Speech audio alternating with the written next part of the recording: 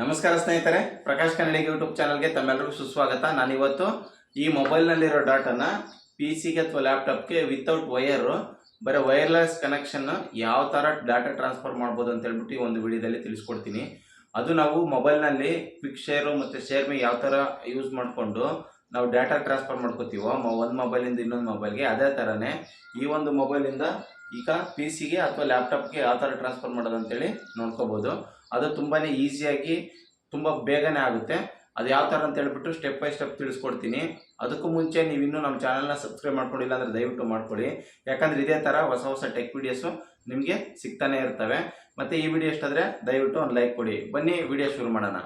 Okay, ಇಲ್ಲಿ ನೋಡ್ಬೋದು. ಇವಾಗ ನನ್ನ ಒಂದು ಡಾಟಾನ ಈ ಒಂದು ಪಿ ಸಿಗೆ ಟ್ರಾನ್ಸ್ಫರ್ ಮಾಡಬೇಕು. ನೋಡಿ, ಮೊಬೈಲಲ್ಲಿರೋ ಡಾಟಾನ ಈ ಒಂದು ಪಿ ಸಿಗೆ ಯಾವ ಥರ ಟ್ರಾನ್ಸ್ಫರ್ ಮಾಡೋದಂದರೆ ಫಸ್ಟ್ ಆ ಒಂದು ಅಪ್ಲಿಕೇಶನ್ನ ಡೌನ್ಲೋಡ್ ಮಾಡ್ಕೋಬೇಕು. ಗೂಗಲ್ ಓಪನ್ ಮಾಡಿ. ಓಕೆ,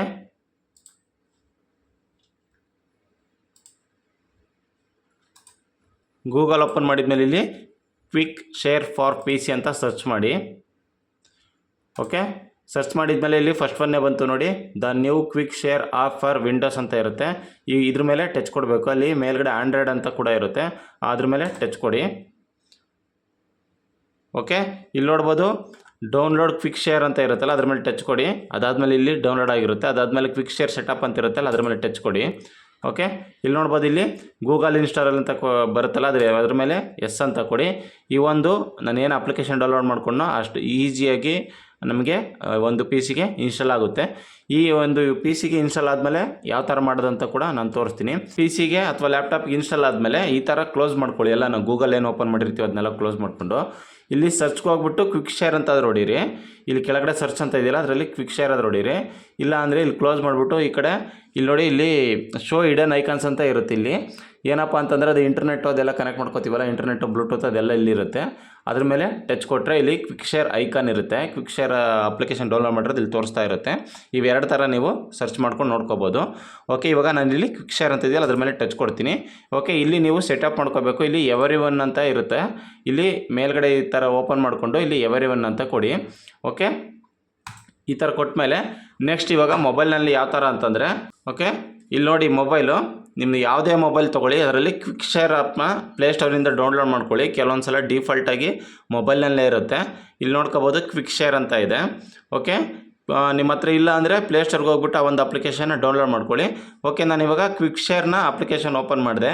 ಇದರಲ್ಲಿ ನೀವು ಸೆಂಡ್ ಕೂಡ ಮಾಡ್ಕೋಬೋದು, ರಿಸೀವ್ ಕೂಡ ಮಾಡ್ಕೋಬೋದು. ನಾನು ಯಾವುದಾದ್ರೂ ಒಂದು ತೋರಿಸ್ತೀನಿ. ಇವಾಗ ಸೆಂಡ್ ಅಂತ ಇದೆಯಲ್ಲ ಅದ್ರ ಮೇಲೆ ಟಚ್ ಕೊಡ್ತೀನಿ.